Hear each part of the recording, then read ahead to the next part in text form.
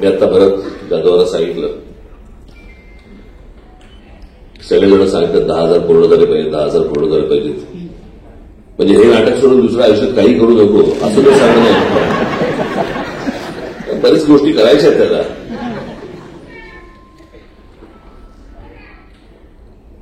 आज सकाळी एका कार्यक्रमाला गेलो होतो मी.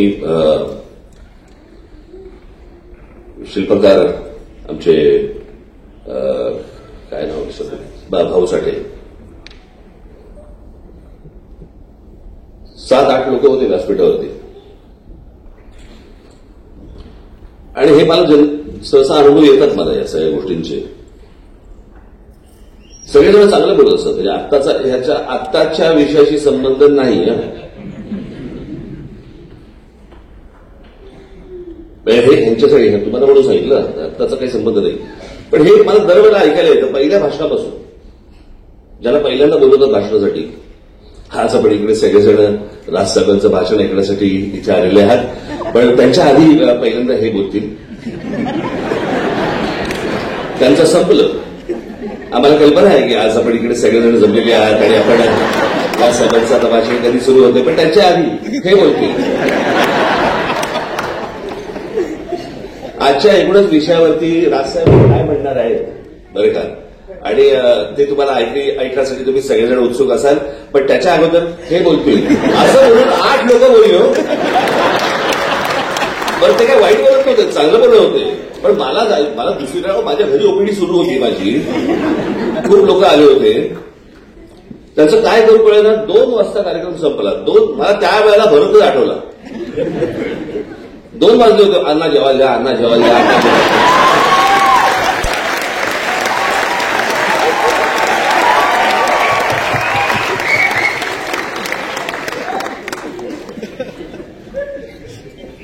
पावणे 12 वाजता पोहोचलो होतो मी.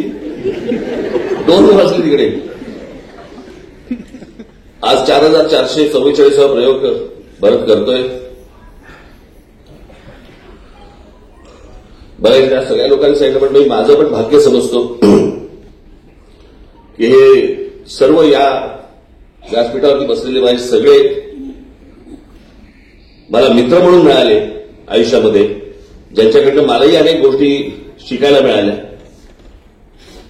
इतकं यश पाहिल्यानंतर देखील जमिनीवरती कसं राहावं हे भरत जाधव सोडून मला दुसरीकडे कुठे दिसलं नाही. तर हे काय तुमच्या टाळ्या मिळवण्यासाठी बोललो नाही. मी संध्याकाळी मी आणि अजित बरोबर देखील हेच म्हणत होतो.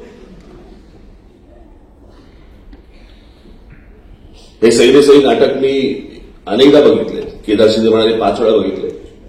मी जास्त वेळा पाहिले. कारण त्याच्यामधलं भरतचं जे काम आहे, त्याची जी एनर्जी आहे, म्हणजे ह्याच्या अगोदर मला असं वाटतं अनेक लोकांचे काही 5,000 प्रयोग झाले असतील ना, बरोबर. मला असं वाटतं तो मी नव्हेच वस्त्रहरण वगैरे. पण सगळ्यात महत्वाची गोष्ट कुठची आहे, तो मी नव्हेच असेल, वस्त्रहरण असेल, उत्तम नाटकं, उत्तम काम केलं सगळ्यांनी. पण त्याला ओटीटी प्लॅटफॉर्म नव्हते, त्याला इंटरनेट नव्हतं, त्याला मोबाईल नव्हते, त्याला काही नव्हतं, मनोरंजनाची साधनं नव्हती. त्यावेळेला लोकांकडे मनोरंजनाचं साधन हे एकतर नाटक किंवा चित्रपट हेच होतं. आज इतक्या प्रकारची मनोरंजनाची साधनं असून भरतचं नाटक हाऊसफुल झालं ही सोपी गोष्ट नाहीये. त्या सगळ्या गोष्टी ज्या तुमच्याकडे आपोआप घरी चालत आलेल्या आहेत, त्या घरी चालत आलेल्या गोष्टी नाकारून भरत जाधवचं नाटक बघायला येणं ही मला असं वाटतं ही भरतची सर्वात जास्त मोठी कमाई आहे. फावड्याने आतमध्ये काय काय आलं मला कल्पना नाही, पण त्याचा माज कधी येऊ दिला नाही. इतक्या बनवल्यानंतर देखील ज्यावेळेला नाटक संपतं आणि ज्यावेळेला प्रेक्षक ज्यावेळेला येतात की बाबा आम्हाला फोटो पाहिजे, तुम्ही कधीही बघा. आता आजचा प्रयोग संपल्यानंतर मला असं वाटतं तुम्ही सर्वजण या. बरं तुम्हाला प्रत्येकाबरोबर फोटो देईल.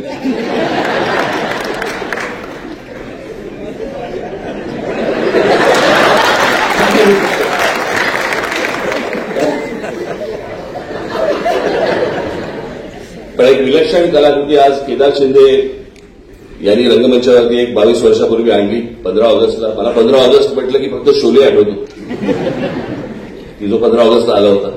आणि त्याच्यानंतरचा 15 ऑगस्टला आलेला सही रे सही हा मला असं वाटतं मराठीतलाच शोले आहे.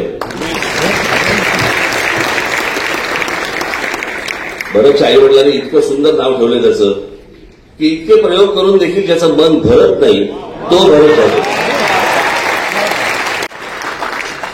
आज भरत आहे, केदार आहे, अंकुश आहे. या त्रिकुटाला किंवा त्रिशूळाला मी सर्व त्याच्या कला विश्वाला मी मनपूर्वक शुभेच्छा देतो. तुमच्या सर्वांच्या वतीने मी भरत जाधव आणि केदार शिंदे यांनी हे जे नाटक, अद्भुत नाटक जे निर्माण केलं त्याबद्दल आपल्या सर्वांच्या वतीने मी त्या दोघांचा मी इथे सत्कार करू इच्छितो. मला असं दोघांचा सत्कार स्वीकारावा.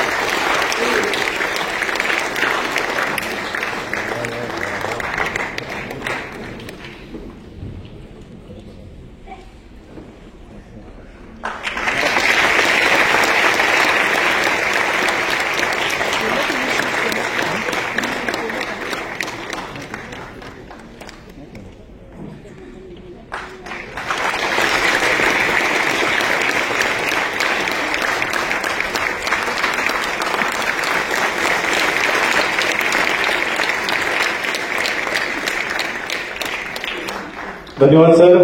आता लगेचच प्रयोगाला